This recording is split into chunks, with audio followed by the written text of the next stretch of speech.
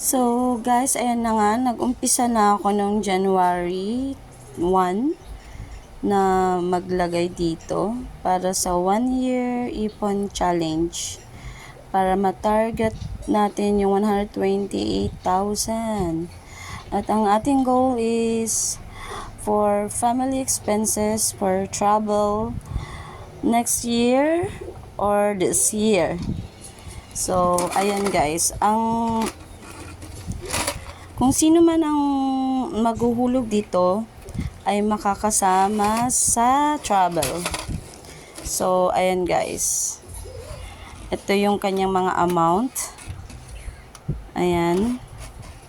Para makalikom tayo ng 128,000. And syempre, sa mga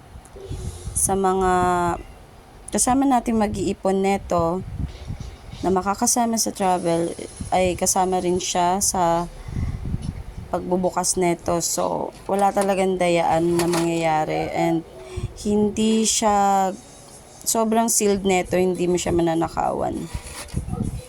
The problem is pag nag-travel ako, kung saan may iwan ko to, so paano ko kaya to hulug-hulugan? So, ganito ang setup. May bank, Maya bank pa rin ako, so doon pa rin ako magsisave for the travel expense, and then of course withdraw, then lalagay ko dito. Or iba din yung sa bank. Pwede, depende sa sipag ng tita mo. So, ayan guys.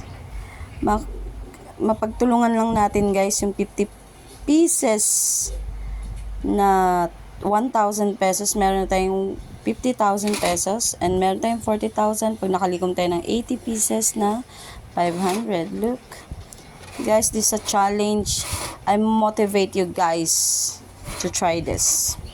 Sobrang worth it to pag ito na puno at na-target yung goal ipon challenge 128,000. So see you next year.